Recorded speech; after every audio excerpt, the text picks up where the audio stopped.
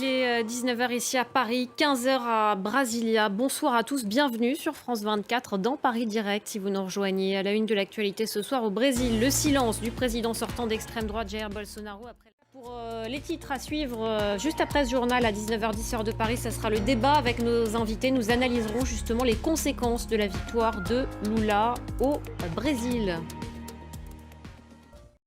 Au Brésil, Lula, 77 ans, a donc remporté le second tour de la présidentielle, une victoire sur le fil avec 50,9% des voix face au président sortant d'extrême droite, Jair Bolsonaro.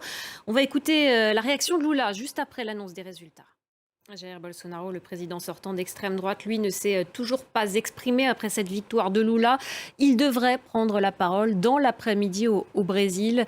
C'est ce qu'annoncent des alliés du président sortant.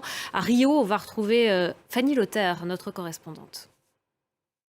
La guerre en Ukraine, à présent, la Russie, ce lundi matin, a tiré à nouveau des missiles, mais aussi des drones contre des installations énergétiques. Résultat, des centaines de localités se retrouvent privées d'électricité, selon les autorités ukrainiennes.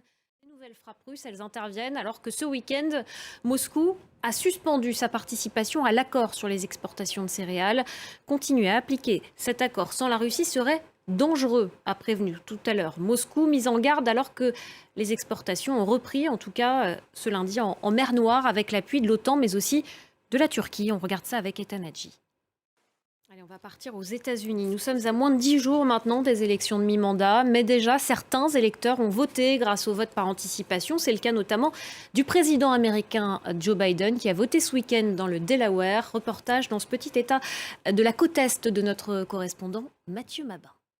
On part en Corée du Sud, la Corée du Sud où l'enquête se poursuit après le drame de samedi soir à Séoul. Je rappelle qu'au moins 154 personnes ont été tuées lors d'une bousculade en pleine fête d'Halloween.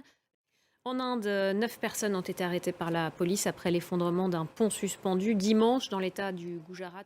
En Iran, l'Iran où la contestation contre le régime se poursuit cette semaine maintenant après la mort de Mahsa Amini, après son arrestation par la police des mœurs pour un voile mal mis.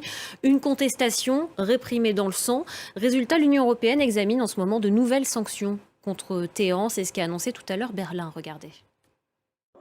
Voilà, c'est la fin de ce journal. À suivre dans quelques instants notre débat consacré ce soir à la victoire de Lula au Brésil.